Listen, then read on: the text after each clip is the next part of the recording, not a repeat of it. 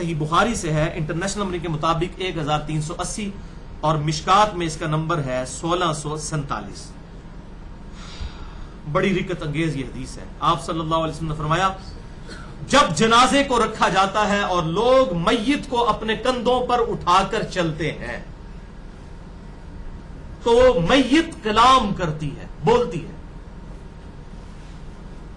اگر نیک میت ہوتی ہے تو کہتی ہے مجھے جلدی جلدی آگے پہنچا دو، کیونکہ قبر تو جنت کا باغ اس کے لیے بننے والی ہے۔ اور اگر بدکار میت ہوتی ہے تو کہتی ہے تباہی ہو، مجھے کہاں پر لے کر جا رہے ہو۔ اور اس میت کی اس آواز کو انسانوں اور جنوں کے علاوہ ہر مخلوق سنتی ہے۔ اگر انسان سن لے تو بے ہوش ہو جائیں، یہ آپ سے کے الفاظ ہیں۔ یہ اللہ نے پردہ ڈالا ہوا ہے، صحیح بخاری 1380۔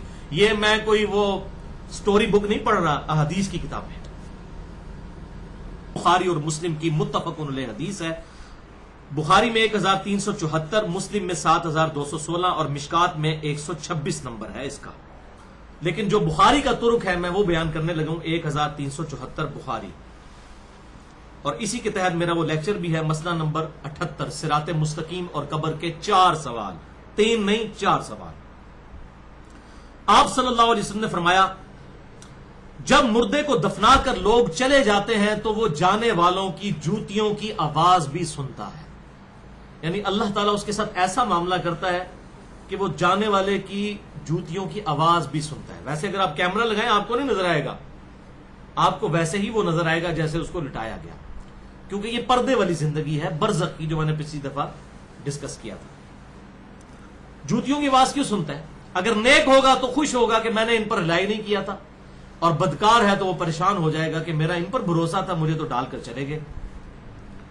پھر 2 فرشتے اس کے پاس آتے ہیں اور اسے بٹھا کر پوچھتے ہیں ما کنت تقول فی حق ھذا الرجل، اس مرد کے بارے میں تیرا دنیا میں کیا عقیدہ تھا؟ اس کی ڈیٹیل اگلی احادیث میں بھی آ جائیں گی کہ کس مرد کا پوچھ رہے ہیں آپ صلی اللہ علیہ وسلم کے بارے میں۔ وہ کہے گا میں گواہی دیتا ہوں کہ وہ اللہ کے بندے اور اس کے رسول صلی اللہ علیہ وسلم تھے۔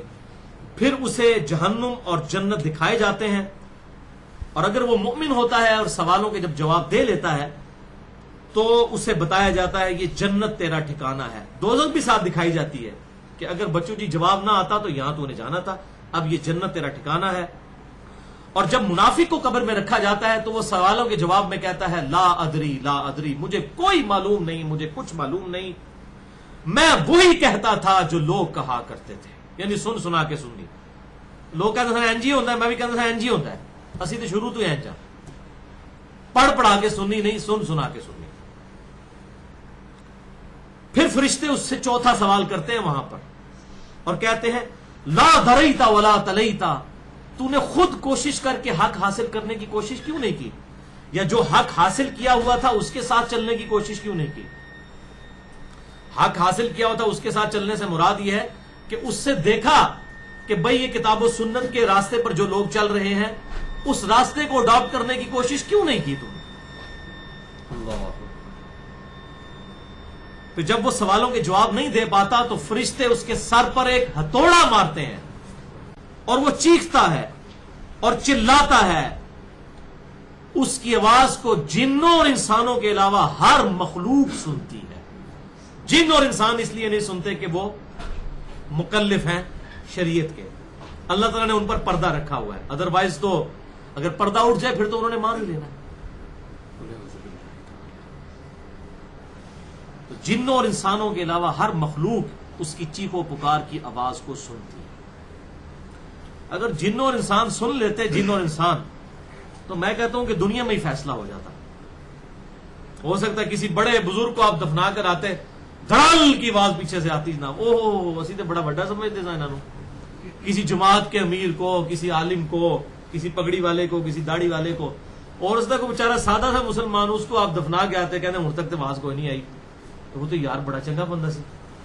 تو یہ اللہ تعالیٰ نے دنیا میں پردہ رکھ دیا۔ ادروائز اگر جنوں انسان سن لیتے نا تو پتہ چل جاتا ہے، یہ جو ہم اپنے زندگی میں روتے ہیں کہ لوگوں کی داڑھیوں اور پگڑیوں سے آپ دھوکہ نہ کھائیں، یہ آپ کے ساتھ ظلم کر رہے ہیں، تو یہ بات پتہ چل جاتی جب ان کے ساتھ یہ معاملات ہوتے ہیں۔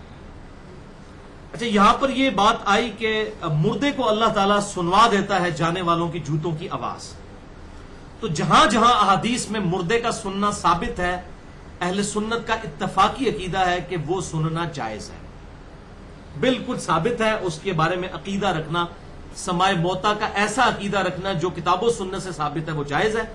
اور اس کا ذکر بھی سورہ فاطر کی آیت نمبر 22 میں موجود ہے، ان اللہ یسمع من یشاء، اللہ تعالیٰ بے شک جسے چاہتا ہے سنوا دیتا ہے، وما انت بمسمع من فی القبور، اور اے محبوب صلی اللہ علیہ وسلم جو قبروں میں پڑے ہوئے ہیں تم انہیں نہیں سنا سکتے۔ یہاں ویسے مثال کے طور پر اللہ تعالیٰ نے بیان کیا ہے کہ جن کے دل مردہ ہو چکے ہیں تم ان کو نہیں سنا سکتے، لیکن مثال جب دی جاتی ہے تو جس چیز سے مثال دی جاتی ہے اس کی اصل بھی وہی ہوتی ہے۔ مثلا اگر میں کہتا ہوں کہ یہ چیز دودھ کی طرح سفید ہے تو مثال تو میں دودھ کی دے رہا ہوں، تو دودھ بھی سفید ہے اور وہ چیز بھی سفید ہے۔ تو یہاں پر جو یہ مثال دی گئی کہ تم مردوں کو نہیں سنا سکتے، دل کے مردے بھی نہیں سن سکتے، دوسرے مردے بھی نہیں سن سکتے، اس لیے تو ان کی مثال دی گئی ہے۔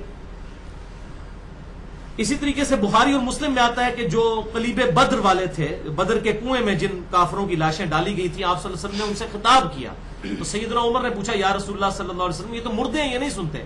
تو آپ نے فرمایا تم سے بہتر سنتے ہیں، اللہ تعالیٰ ان کو سنوا رہا ہے تاکہ ان کے عذاب کے اندر اضافہ ہو، ان کو حسرت کے اندر اضافہ ہو۔ تو جہاں جہاں پر مردوں کا سننا ثابت ہے وہاں وہاں ہم مانتے ہیں، اور جہاں پر ثابت نہیں ہے اس کے بارے میں ہم عقیدہ کلیم نہیں کرتے۔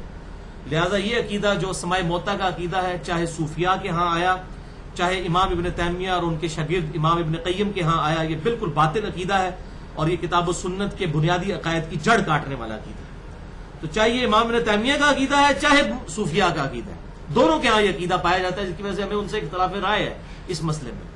تو لیکن جہاں جہاں ثابت ہے ہم صرف اس کو مانتے ہیں، اور اس میں میں نے بڑی ڈیٹیل سے گفتگو کی ہے، مسئلہ نمبر نیو 5 کے نام سے حیات النبی کے عقیدے کا تحقیقی جائزہ، اس میں نے سماع موتا کا عقیدہ اور یہ برزخی گروپ جو کیپٹن عثمانی گروپ ہے یا دیوبند کا مماتی گروپ ہے، ان کے جو عقائد اور نظریات ہیں ان کا بھی میں نے تحقیقی جائزہ اس کے اندر لیا ہے۔